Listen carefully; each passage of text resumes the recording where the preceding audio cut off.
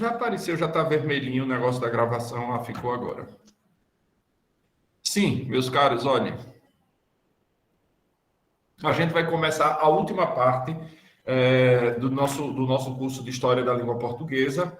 Nas últimas duas aulas, nas últimas 2 semanas, a gente viu a parte do processo de evolução, chamado de metaplasmos. Vimos os tipos de metaplasmos que a gente tem. Vimos também que esses metaplasmos continuam em evolução, em processo. Um exemplo, eu não me lembro se dei esse exemplo na aula, mas aí é interessante a gente ver, porque quando a gente está pensando nesses metaplasmos, estudando na história da língua portuguesa, a gente tem a tentação de achar que essas foram coisas que aconteceram e que pararam e que, portanto, não tem mais efeito. Não é assim. As línguas vivas, melhor, nas línguas vivas, esse processo de evolução não para nunca. Esse processo de transformação não para nunca. Porque lembrem-se, a palavra metaplasmos significa transformação. O processo de transformação não para nunca. Vejam. Naquele momento, acho que na primeira semana, quando a gente viu os metaplasmos, eu disse para vocês que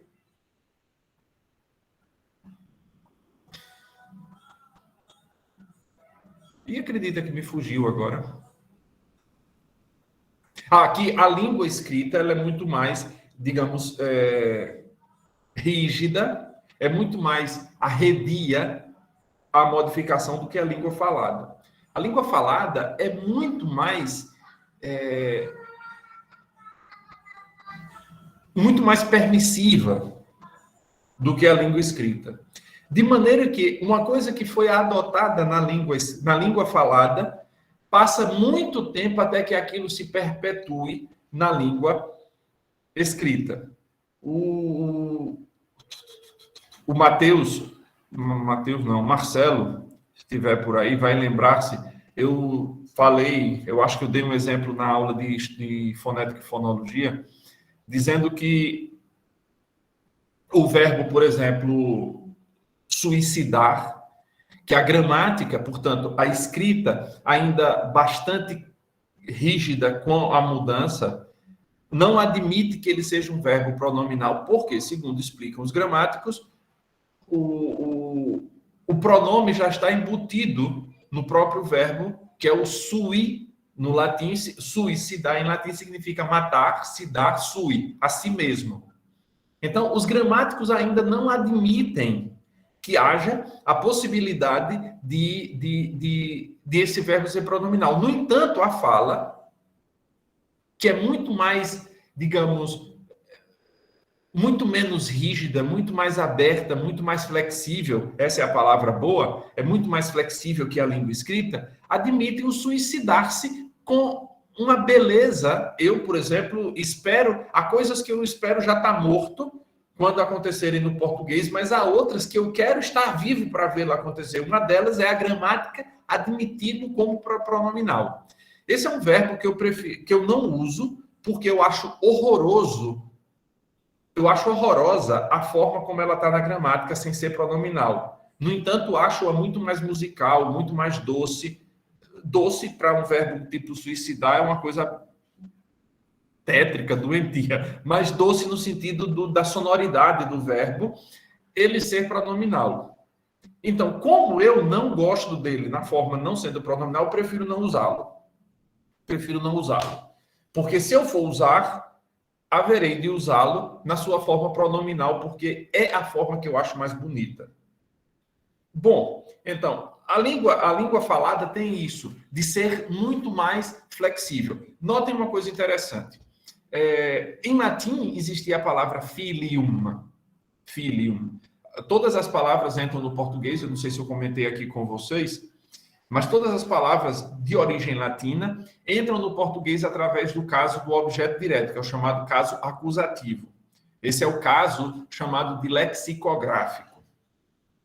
Então, o português tem duas entradas das palavras latinas para o vocabulário, né? Para o léxico, a formação do léxico.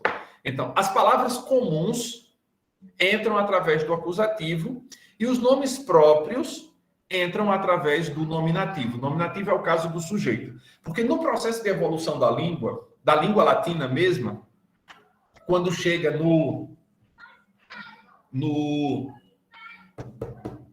latim vulgar, esse latim que vai dar origem a todos os romances que, por sua vez, vão dar origem a todas as línguas românicas, os 6 casos do latim tinham sido reduzidos a somente 2.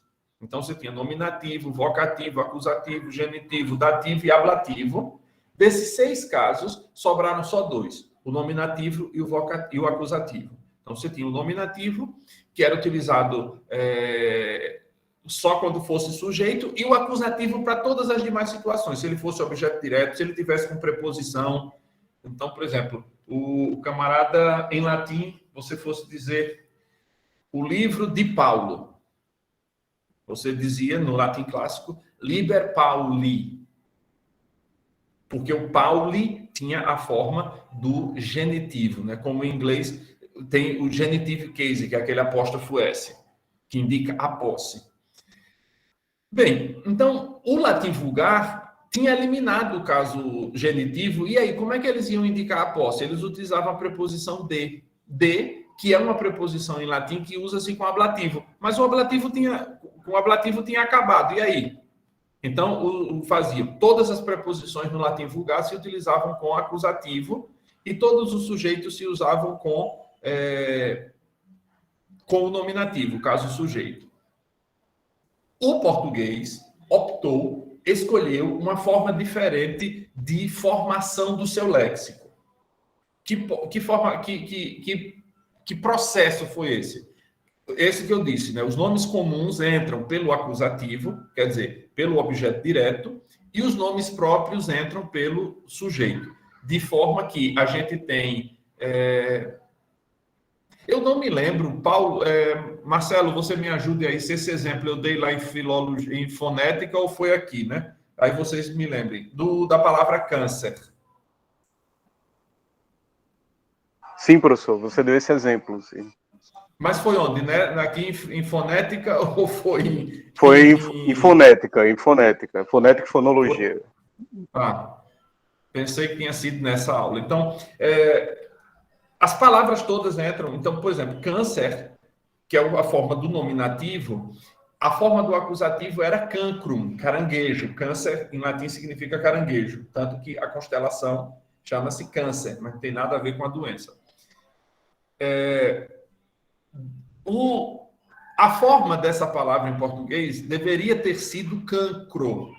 De fato, essa palavra existe e é utilizada. Em Portugal, ela é bem mais utilizada para indicar o câncer do que a palavra câncer. Porque não é normal. O que aconteceu foi um erro de quem traduziu os livros de medicina do inglês sobre esse argumento do câncer, que viu lá a palavra câncer, porque o inglês pega as palavras do latim, uma vez que não é a língua principal no processo de formação de palavras do inglês, e as pega todas pelo nominativo.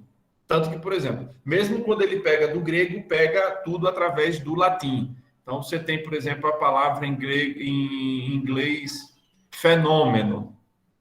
Fenômeno. E você tem o plural dela, que é fenômena, que é um plural dos neutros. Mas todas as palavras entram em inglês a partir do nominativo. Em português, não. Elas entram a partir do acusativo.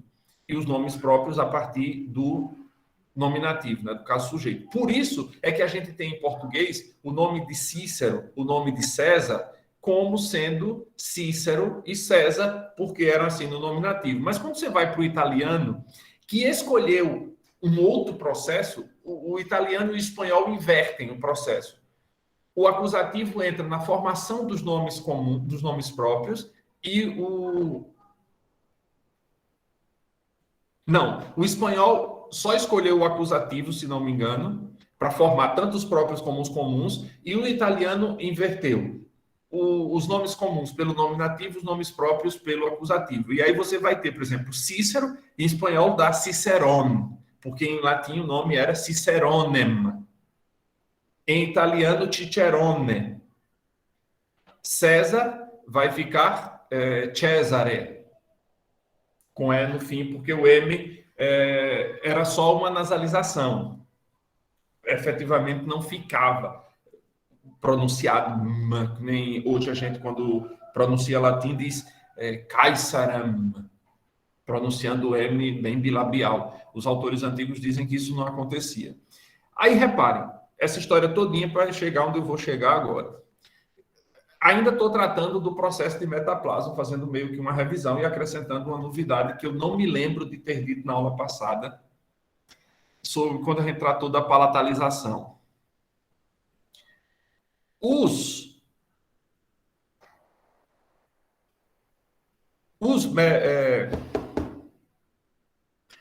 A palavra em latim filium, F-I-L-I-U-M, o M caiu, e aí você vai ter que esse I antes de um L, um I e uma vogal, depois filium. O que acontece com L é que ele palataliza o L e esse L deixa de ser L e passa a ser pronunciado L. Daí a gente vai ter filho. Milium vai dar milho. Milione vai dar milhão. No entanto, uma palavra A que insiste em não se dobrar, pelo menos não na escrita, que é a palavra família, que a gente ainda escreve como era escrita em latim. No entanto, 99% dos falantes da língua não a pronunciam como se fosse família, mas família. A mesma coisa acontece em sandália, que a gente ouve ser dito a sandália. O que isso quer dizer? E, novamente, eu digo para vocês o que eu sempre digo. Eu não estou aqui fazendo um juízo de valor. O que eu estou apresentando são os fatos históricos do processo de evolução da língua. A mim não compete fazer um juízo de valor, se isso é bom, se isso é ruim, se isso é certo, se isso é errado. Não me compete fazer isso. O que eu digo é que o processo de metaplasmo, de palatalização, segue ainda acontecendo. Por que isso acontece? Porque a língua está viva. Esse é o motivo porque os metaplasmos não podem ter parado no processo de produção. Os metaplasmos seguirão acontecendo. Por isso é que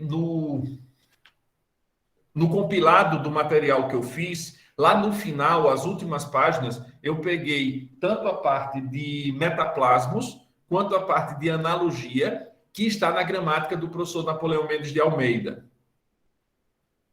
Então, vocês depois...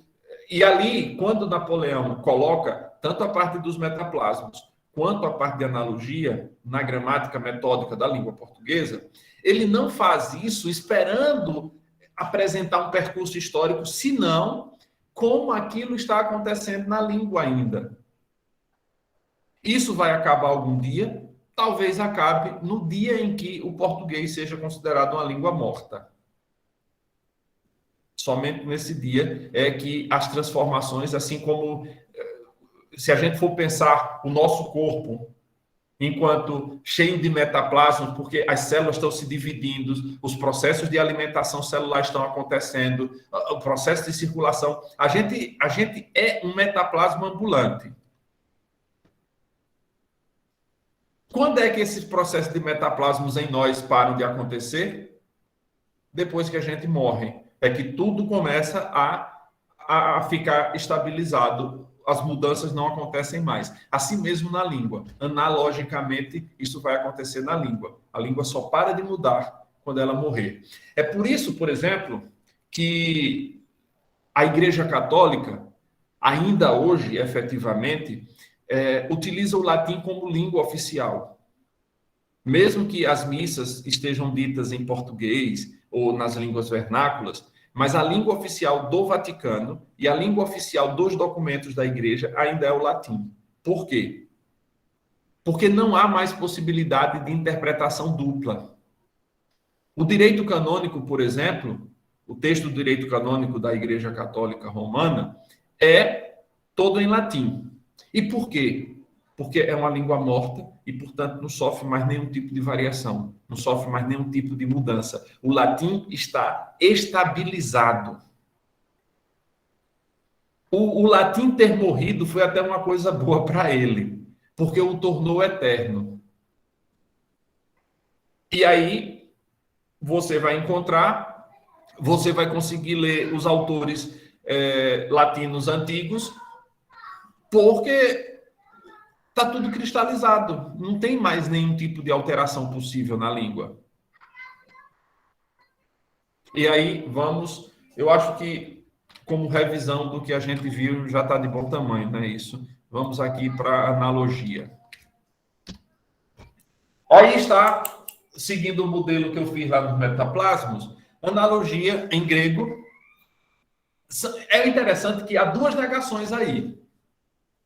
Você tem alogia e ana, que são duas negações. Em grego significa, analogia significa uma proporção matemática. Esse é o sentido o único sentido possível da palavra analogia em grego, proporção matemática. Em latim, quando os latinos adotaram a palavra analogia, em grego era analogia. Como vocês podem ver, o acentozinho aqui no iota, analogia. Em latim, ficam todas breves, a sílaba tônica vem para cá, então fica analogia. Ela conserva como primeiro sentido a noção de proporção, mas já não se trata em latim de proporção matemática, simplesmente proporção, e uma relação, uma simetria, uma semelhança. Analogia, a gente pode entender como uma tendência, um processo que leva a uma tendência a três coisas: a uniformização, a regularização e buscar as formas que sejam mais frequentes. A gente vai explicar cada uma delas. Os fatos mais comuns e gerais servem, portanto, de modelo para os demais fatos. Então, quando a gente vai pensar no porquê de alguma coisa ter acontecido, a gente também deve pensar de porquê, o que semelhante, analogicamente, o que semelhante a isso aconteceu com outras palavras, porque esse processo, vamos dizer, isso vai... A palavra que está me vindo na cabeça é contaminar, mas contaminar não é uma palavra boa, parece dar um juízo negativo já a coisa, mas não é isso, contagiar também não é uma boa palavra.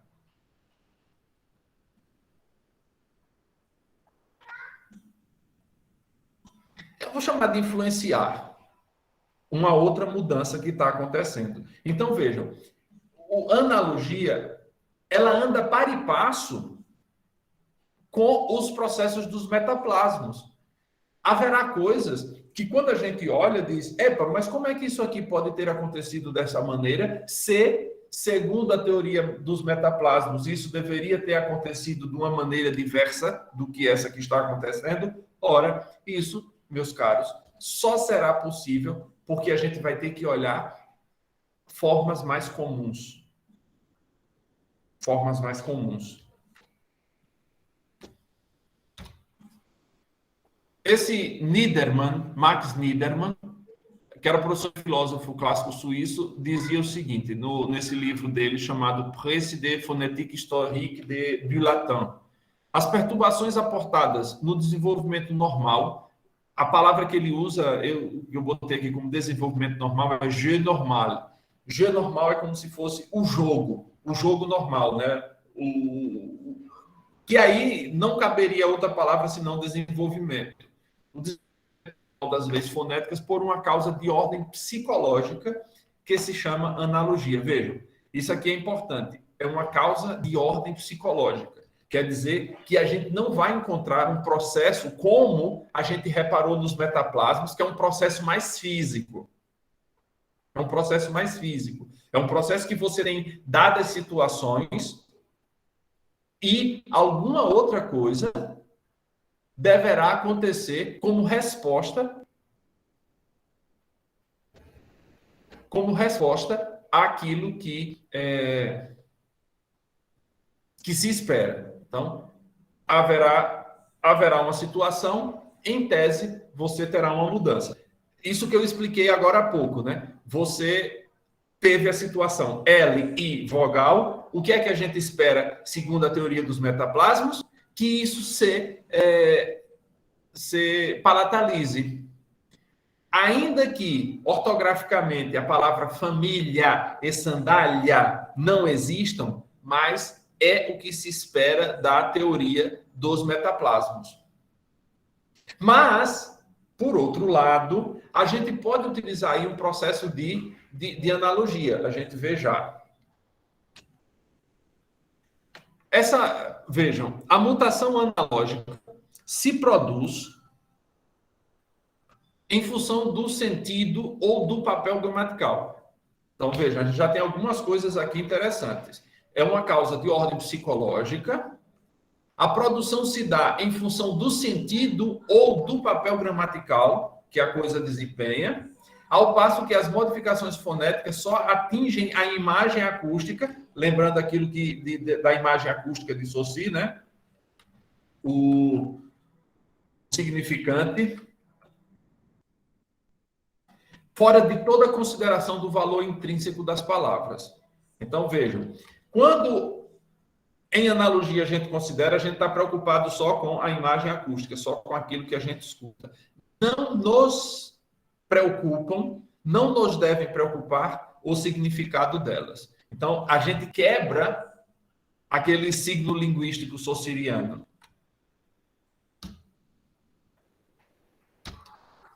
Alguns autores apresentam dois motivos para acontecer a analogia. Eles: o instinto imitativo do homem, isso é Michel Breal, e a preguiça humana, Archibald de Sais.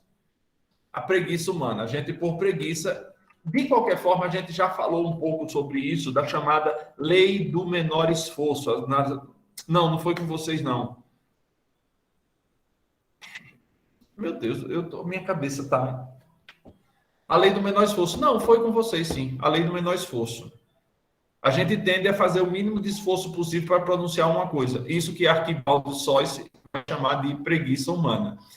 O papel importante nas transformações, nos metaplasmos,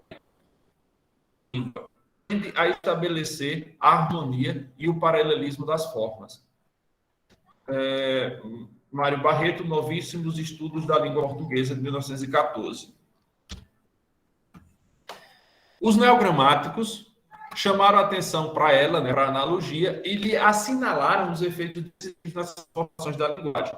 O interessante dos neogramáticos com os gramáticos é que os gramáticos sempre achavam que o que os neogramáticos estavam dizendo era balela, era tolice, era invencionice, quando, na verdade, eles estavam tendo algumas percepções extremamente interessantes. Para eles, é uma criação. Dois vocábulos coexistem por um tempo. Então, você vai ter... vamos dizer que a gente vai ter, só pensando aqui nesse processo, você vai ter família e família coexistindo na língua falada, porque o que nos interessa, o que nos preocupa mais muitas vezes é a língua falada, que é a língua efetivamente viva. Quando a gente bota num papel, a língua já se transformou num cadáver.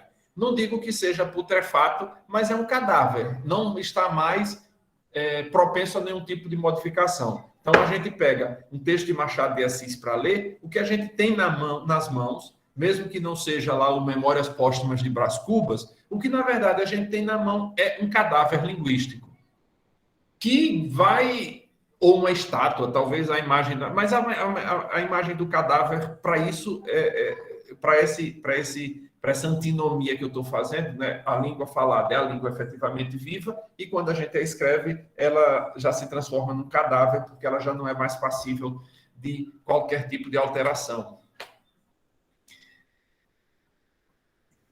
No fim desse processo de coexistência, o triunfo do analógico, quer dizer, a gente tem hoje família e família, mas mais lá para frente, o que vai acontecer é que o analógico vai perpetuar-se. Vocês devem estar pensando aí, ora, mas família não é um caso de metaplasma? E por que você está usando agora como sendo um processo de analogia? Chegaremos já nesse pedaço. Então, a analogia é alguma coisa diferente da assimilação. E aqui está. O que é analogia? É a influência de um vocábulo sobre o outro, determinando igualdade ou aproximação. Assimilação é a identidade ou semelhança dos fonemas na mesma palavra. Então, quando você tem... a gente viu no processo de assimilação lá nos metaplasmos, que você tem a progressiva e a regressiva, né? O vocábulo posterior influencia na anterior, ou o fonema anterior influencia na posterior. Crianças tentando ser compreendidas é um exemplo claro por exemplo, de analogia. Você tem o verbo eu comi. O que é que as crianças fazem? Eu dizia, eu di, eu trazia, eu fazia. Eu dei, que não coloquei aqui. Mas o normal é que a gente tenda, veja, é o normal da língua isso. É que a gente tenda para regularidade, porque a língua... Há um ditado latino, eu não sei quem o disse, mas diz, natura aborret vacuum. A natureza tem horror ao vazio. Assim como a língua aborret irregularitate. A língua tem horror da irregularidade. A língua tenderá à regularidade. Uma das línguas que eu observo que mais tem buscado regularidade no meio da bagunça é o italiano. Então, ainda hoje a gente não concebe gramaticalmente, ainda que na fala isso aconteça, que você tem um pronome sujeito na posição de pronome objeto. Em inglês também isso não é alguma coisa possível. Eu lembro que eu achava que em inglês isso nunca acontecia, porque quando a gente aprende na escola os pronomes objeto direto, a gente aprende, parece que aquilo é uma coisa tão instintiva que um nativo jamais cometeria. Mas há um livro, desculpe-me, eu não sei, quando eu li uma tradução que eu li há muitos anos, quando eu estava na UFAL, chamava-se Língua, parênteses, Gen, Língua, Linguagem. Parece-me que a tradução desse livro hoje é Língua e Linguagem. Eu não me lembro quem é o autor do livro, mas é um livro extremamente interessante. Ele começa, logo nos primeiros capítulos desse livro, ele é um estadunidense, mas mora há muitos anos na Inglaterra e dá aula numa das faculdades inglesas. E ele diz que na rua, em Londres, ouve as pessoas dizer, por exemplo, alguma coisa do tipo...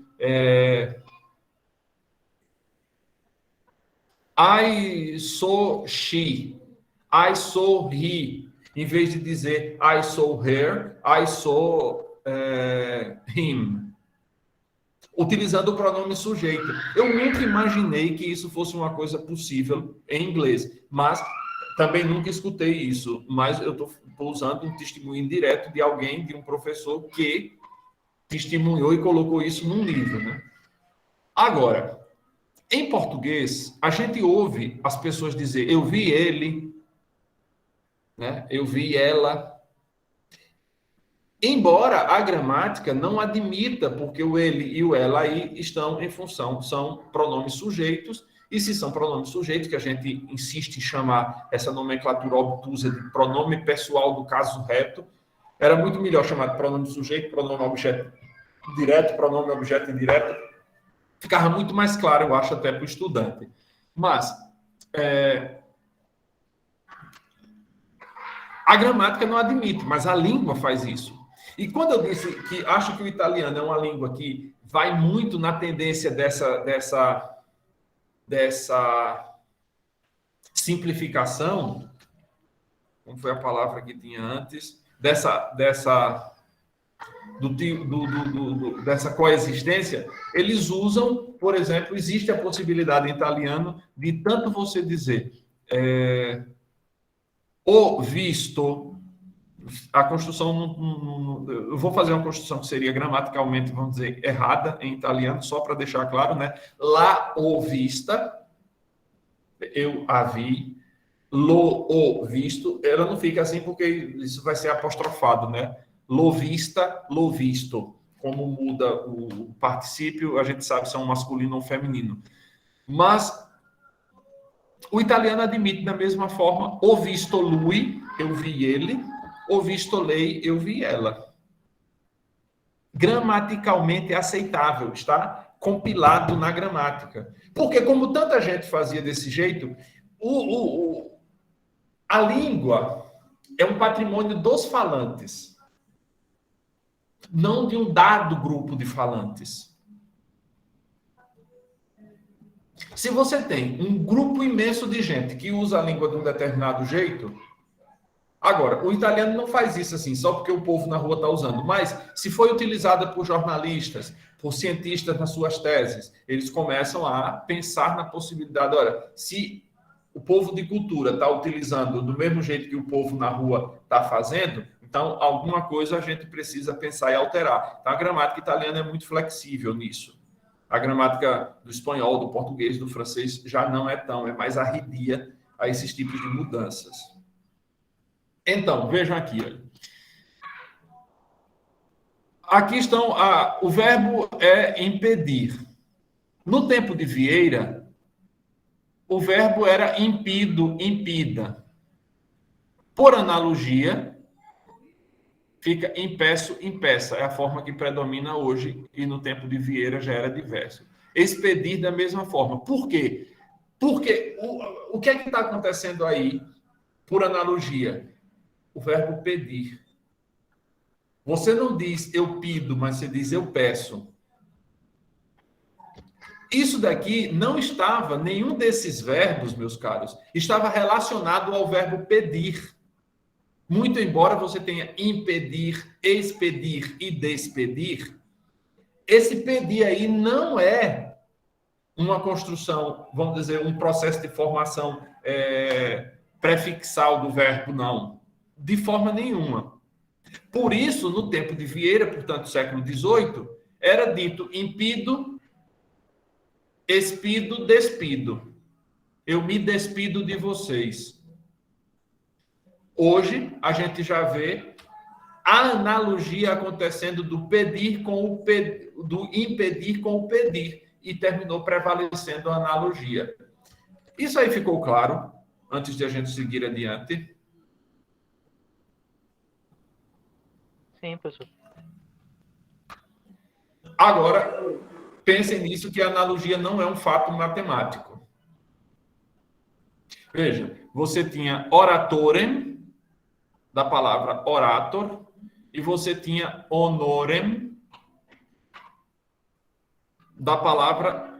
A palavra originalmente em latim era honos, com S e não com R. Só que aí teve uma regra num determinado momento da história do latim que diz que todo S sonoro, que tinha som de Z, porque a maioria dos S's intervocálicos em latim são surdos. Então, num determinado momento da história, os S sonoros foram mudados para R. Simples assim. Então, aqui que era para ser onosem, porque ficava mais fácil, orator, honor. A analogia aconteceu aqui e aqui. Ficou mais simples. A analogia, ela não é a causa. Não é o princípio, ela é o meio. E o que é que ela objetiva? Primeiro que a gente diminua a dificuldade de expressão. Vamos voltar aqui para esse slide anterior. Os latinos não tinham o som sonoro, não gostavam do som sonoro do S, né, do Z. Porque demais confundia com o Z. Então, isso para eles era alguma coisa estranha. O que foi que eles fizeram? Já que todas as palavras que terminavam em vez de S com O, S não tinha, eram raríssimas, o que eles fazem? Utilizam a analogia e mudaram o S final dessa palavra por um R para ficar análoga à grande maioria das palavras que já existiam em latim. Então, em textos muito antigos de latim, quando a gente vai ler, vai encontrar honos e honosen. Honosen. Aqui a coisa não vai acontecer, porque essa aqui já era a forma normal. Conseguir mais clareza, destacar uma oposição ou semelhança e conformar-se à regra antiga ou nova. Termo ativo versus termo passivo. Isso está na página 74. Eu estou sem o livro aqui, tenho que buscá-lo. Mas, como tem acontecido tantas vezes, geralmente isso daí é só uma indicação para vocês irem pesquisar.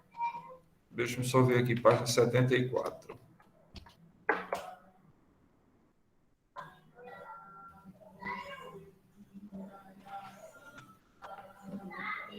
Chama-se termo ativo aquele que exerce a influência ou serve de modelo. O termo passivo aquele que sofre a influência ou é modelado. Então, você tem aqui, orator, honor. Orator é o que serve de modelo, portanto, ele é o termo ativo. Honor é o que é modelado, portanto, ele é o termo passivo.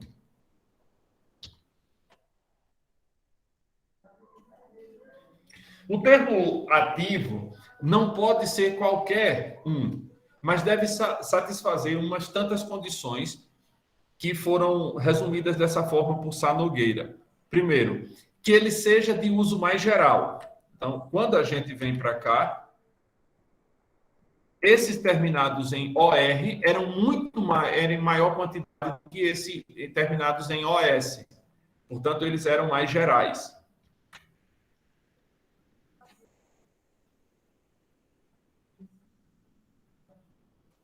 Que seja, por exemplo, em português, a gente escuta pessoas dizerem eu negocio, ao invés de dizer eu negocio, porque a gente não diz eu passeio, mas eu passeio. Só que aí estão fazendo uma analogia do negociar com o passear. E terminamos pronunciando esse eu estava passeando. A gente termina pronunciando como i. Então, por analogia, termina influenciando o verbo negocio. Algum dia isso vai mudar? Não sei. Também não nos compete aqui estar fazendo vaticínios a respeito, né? Mas é um fato. Que seja mais de harmonia com a índole da língua. Quer dizer, passou-se a dizer asa em vez de as. A forma contrata do arcaico as, do latim alas. Vejam, em latim a palavra asa era ala. O que é que a gente aprendeu sobre as consoantes no meio, entre duas vogais, que elas tendiam a cair? Então, vamos dizer que, num determinado momento, era pronunciada as, em vez de asa. Só que isso ficou estranho, não era harmônico. E aí o L, por uma razão qualquer, se transformou em S. Mas veja que a gente segue dizendo alado. Terceiro ponto, que pertencendo a um grupo cujos elementos se costumam dispor em determinada ordem, ocupe na escala um lugar anterior, quer dizer, um lugar principal. A forma arcaica cinque, C-I-N-Q-U-E, proveniente do latim quinque, deve ter passado a 5 por analogia com 4, quer dizer, 4 terminava em O. Aí você vinha 1, 2, 3, 4, 5, 6. Ficava estranho. Então, provavelmente, a analogia com o 4 jogou o O para o 5. Em italiano, ainda hoje é cinque. 4, 5, 6. O processo de analogia não aconteceu. Mas no espanhol e no português, sim. Quarto ponto, dessas condições, né? Que, referindo-se às flexões gramaticais, ocupe categoria mais nobre. Por exemplo, as formas do latim clássico tuus e suus passaram no popular a teus e seus, por analogia com meus. Então, repare, você tinha em latim meus, meus, mea, melma, os três gêneros. Aí você tinha tuus, tua, tuma. Sus, sua, suma. O povo que fez, para não ter tanta forma diferente, meus, mea, mea, teus, tea, teuma e seu, sea, selma. E resolveram a questão. Essa forma teus e seus já não é hipotética como a da alas, porque existem documentos latinos em que a forma teus já comparece. Mas, por exemplo, isso provavelmente deve ter acontecido na Península Ibérica, porque só vai influenciar o português e, de alguma forma, o espanhol. Mas o italiano não diz, ele diz tuo, suo e mio. A forma, quer dizer, a variante do latim vulgar que vai influenciar as línguas também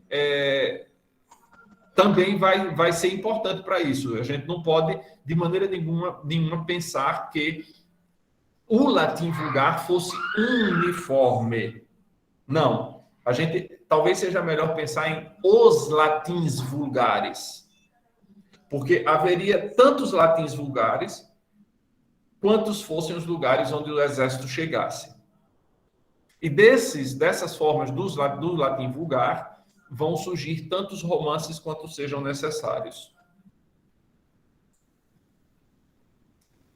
A ação da analogia, ela acontece em... Deixa eu achar aqui onde é que está o slide. Então, a ação da analogia acontece na fonética. Aí vocês vejam, por favor, depois, lá no material, a partir da página 74. A palavra tomada isoladamente é um conjunto material de fonemas, né? Aquilo que Saussure vai dizer a sequência de fonemas ou sílabas que aqui se atribui um determinado sentido. Mas ela também pode fazer parte de um grupo, pertencer a um sistema, flexão, derivação. Quando esses fonemas ou sílabas são atingidos pela ação da analogia, sem que sejam afetadas as formas do sistema, é óbvio que se trata de uma analogia fonética, ou melhor, uma analogia na fonética ou analogia fonética. Nosso espírito não associa não raro palavras na origem tão distintas. Para isso, basta que uma possa, de algum modo, evocar a outra, como o que acontece quando ele descobre certas relações entre elas, principalmente de afinidade ou oposição semântica. Isso é o que vai acontecer na impedir, que vai terminar sendo conjugada como verbo pedir, por essa influência analógica. Assim, por exemplo, o R de estrela provém, muito provavelmente, da analogia com a palavra astro, porque em latim a palavra era stella. Stella. Quando passa para o português e para o espanhol, ganha esse R. A suposição é que a palavra astro, que tinha o R, termina influenciando na estrela, porque ela era um astro também, né? O T de cafeteira decorre da influência de leiteira. Esse T a gente chama em gramática de T eufônico, né? Ele só serve ali, então você tem as vogais e as consoantes de ligação, que servem para melhorar a pronúncia de uma palavra. Então, entra ali. Mas qual é a razão dele? Analogia, provavelmente, com a palavra leiteiro. Só que o leiteiro, o T ali, não tem motivação.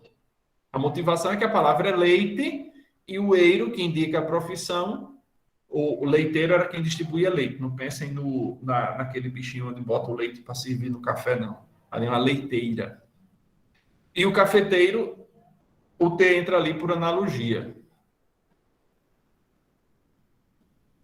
O A de chaminé, por exemplo, vem por interferência da palavra chama. A palavra floresta é interessante. Vocês, em inglês é forest. Em italiano é foresta. E por que em português ela tem um L? Por causa da palavra flor, provavelmente.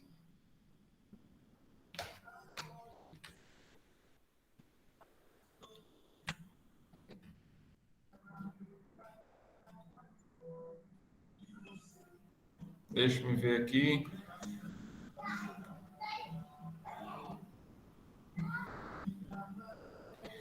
Aqui é interessante, na página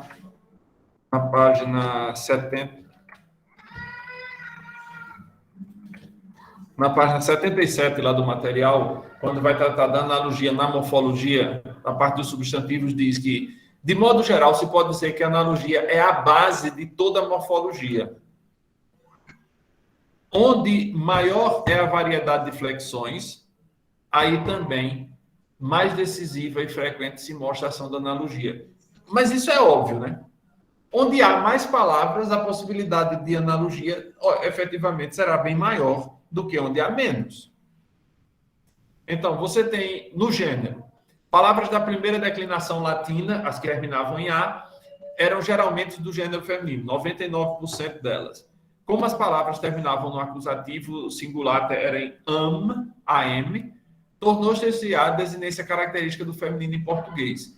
Pelo simples fato de terminarem em A, alguns nomes gregos masculinos ou neutros foram considerados femininos na língua arcaica. Por exemplo, planeta, esses nomes que terminam em eta em grego são neutros. Em português antigo era a planeta.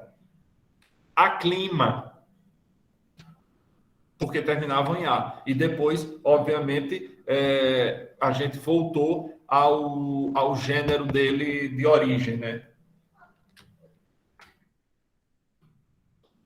Os nomes da segunda declinação latina, que terminavam em us, tinham o genitivo em uma, o M.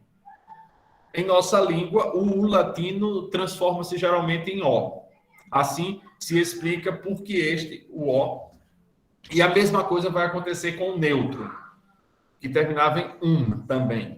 Só que o U desaparece e fica tudo terminado em O. Então, os nomes terminados em O, isso que a gente chama de masculino, na verdade é um sem gênero, porque ele é a mistura do neutro e do masculino. Assim se explica porque esse O é considerado o sinal de flexão masculina em português, pelo simples motivo de terminarem em O, são masculinos em nossa língua alguns substantivos femininos no latim, como louro, que era todo nome de planta em latim é sempre feminino. Então, em latim era laurus, era a planta de louro. Então, a gente vai chamar de louro porque ele termina no masculino, termina em O, mas ele em latim era feminino. Assim, o nome das outras plantas, né? Pinho, olmo, freixo, chopo, são nomes que eram, em latim, todos femininos. No número, o plural do português originou-se do acusativo plural latino, sem muita alteração, né? Os nomes femininos terminavam em am, no singular, e as, no plural, as. Os masculinos terminavam em os, em uma, e o plural era os nos masculinos, e o neutro terminava em a. A gente tem alguns resquícios desses nomes que a gente nunca usa no plural, se a gente pensar direitinho. Por exemplo, lenha. Você não tem o plural de lenha. As lenhas. Ninguém usa, porque ele já é um plural. Em latim era lignum, que era um graveto. Um monte de graveto era chamado de ligna. E aí gerou a palavra lenha. Mas já é um plural.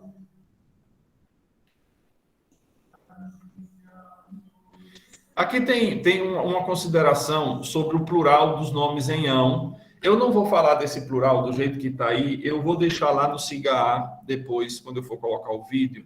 Não, antes, porque senão eu vou terminar me esquecendo. Eu vou colocar o